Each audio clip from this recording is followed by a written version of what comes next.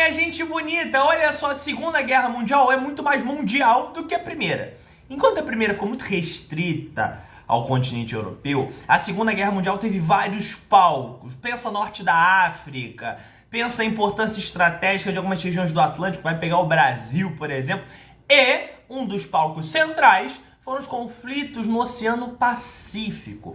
Lá se chocavam duas potências, o Japão imperialista, toda aquela ideologia fascista que lá tinha, etc. E os Estados Unidos, que exerciam um controle imperialista naquela região da Ásia e da Oceania. Os caras vão brigar nessa região porque, bicho, o conflito era latente. Para o Japão continuar expandindo sua influência, precisava se chocar com os Estados Unidos. E um personagem, uma figura muito emblemática da Segunda Guerra Mundial, da Guerra no Pacífico, foram os kamikaze. Olha só, vamos devagarzinho para tu ver onde quer chegar essa conversinha. Irmão, veja bem, o termo kamikaze, tá, tem uma origem, significa vento divino. Olha que doideira.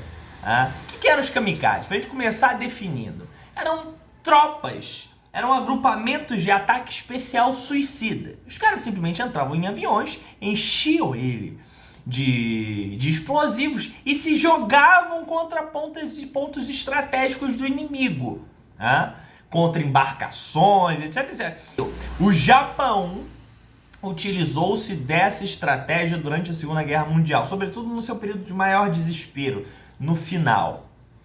Os kamikaze eram basicamente agrupamentos de tropas especiais, sobretudo da aeronáutica, que tinham uma função muito específica: realizar ataques suicidas. Os caras se jogavam junto com o avião em pontos específicos do inimigo. Beleza. Kamikaze, como eu estava te falando, significa vento divino. Olha a ironia. Ou seja, isso faz referência às guerras que o Japão teve com a Mongólia lá no século XIII. Parece, segundo alguns cronistas, que o Japão se salvou em alguns momentos desses conflitos por grandes tempestades que ajudaram os japoneses na guerra. Tufões e os caramba. Daí veio a expressão vento divino, um vento que naturalmente eles atribuíram a uma incidência divina, miraculosa, a sua vitória na guerra contra a Mongólia no século XIII. Kamikaze significa vento divino. Eles estavam tentando reproduzir essa tática, só que agora com grandes ataques suicidas de seus soldados. E aí vamos ao rolê. Olha só, tu entendeu que Japão e Estados Unidos disputavam áreas geoestratégicas do seu domínio imperialista no Oceano Pacífico. Pensa na costa da Ásia, pensa nas ilhas, aquelas diversas ilhas do Pacífico, pensa na Oceania. Os caras estavam preocupados em controlar essa região. O Japão, já antes da Segunda Guerra Mundial, que se inicia em 1939, já vivia uma expansão imperialista naquela região. Submete a China, vários massacres, horrores de guerra do Japão fascista. Beleza, show de bola. Só que essa expansão só podia continuar, e aí já estamos falando do cenário do conflito, já estamos falando de uma Segunda Guerra Mundial iniciada, batendo de frente com os Estados Unidos, que era não apenas um rival ideológico, mas imperialista naquela região. Ou seja, para o controle japonês se ampliar, o dos americanos deveriam diminuir. Esse é o rolê. E a treta central se desenrola sobretudo a partir do ataque surpresa e muito bem planejado dos japoneses, o ataque em 1941, o ataque de Pearl Harbor. O que foi isso? Os caras simplesmente fizeram um grande ataque surpresa, porque até então, em 1941, as hostilidades, a guerra não estava declarada entre Japão e Estados Unidos. Os caras fizeram um grande ataque naquela base estratégica dos americanos, no Havaí, porque, veja, para controlar as diversas regiões do Pacífico, o controle das ilhas era a chave, com pontos de abastecimento, de apoio estratégico, etc.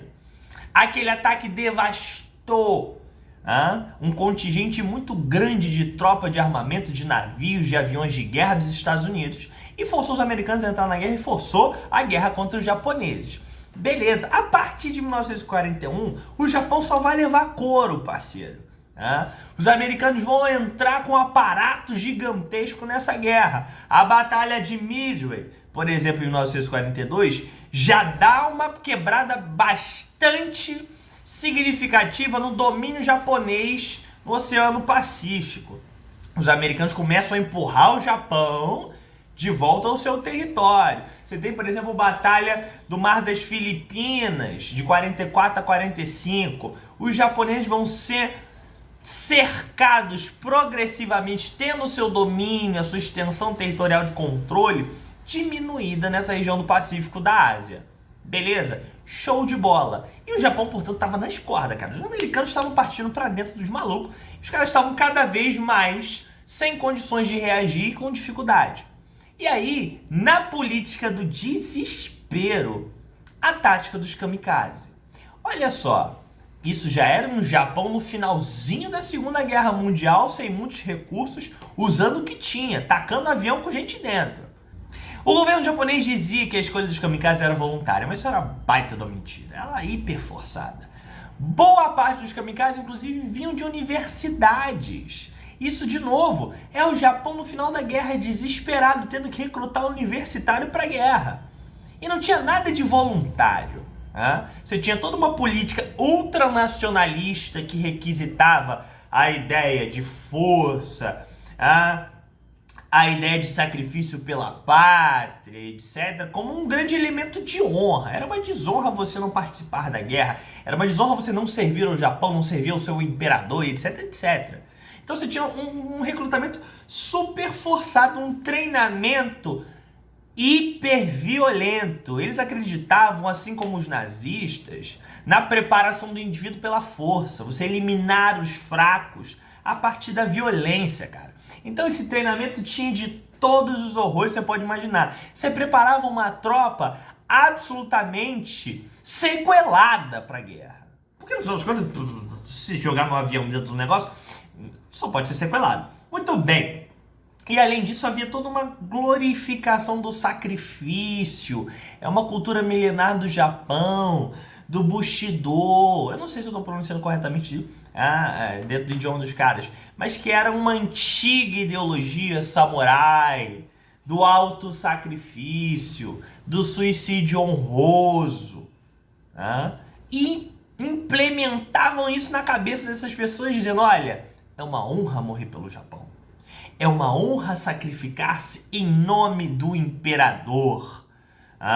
Então isso fazia com que essa cultura fosse bastante requentada no Japão como uma arma da ideologia ultranacionalista, como um discurso de, olha, precisamos sacrificar as pessoas em nome da pátria. Os kamikazes, portanto, geraram um certo impacto pelo seu nível de abnegação e pelo horror do que era se sacrificar naquele nível no contexto da Segunda Guerra Mundial. Os impactos disso foram muito pequenos. O peso disso na resistência do Japão contra os Estados Unidos foi ridículo. Os americanos perderam tropas, perderam aparatos, sim, tudo isso. Mas nada que pudesse reverter o quadro de derrota que já estava clara para os japoneses, ou para os setores mais atentos e menos ideologizados, no final de 1944 para 45. Já sabia que não tinha como. O Japão estava lutando com as últimas energias, assim como os nazistas pouco antes na Alemanha, cara. Esses regimes e essa ideologia ultranacionalista estava convencida de que a rendição não era uma possibilidade. Havia de se lutar até os últimos homens, como, por exemplo, a resistência nazista em Berlim no final da guerra, com idosos, com crianças, com tudo que tinha restado, fundamentalmente. Então esse é o rolê dos kamikazes, eles vão gerar um grande impacto, a propaganda japonesa diz que eram voluntários, grandes homens, se sacrificavam pela nação, mas no final das contas, claro que não, eram forçados a essa circunstância, e isso gerou, não resultados militares, mas um impacto no Ocidente do nível de disposição que havia no Império Japonês de sacrificar a sangue frio, inclusive, os seus melhores militares.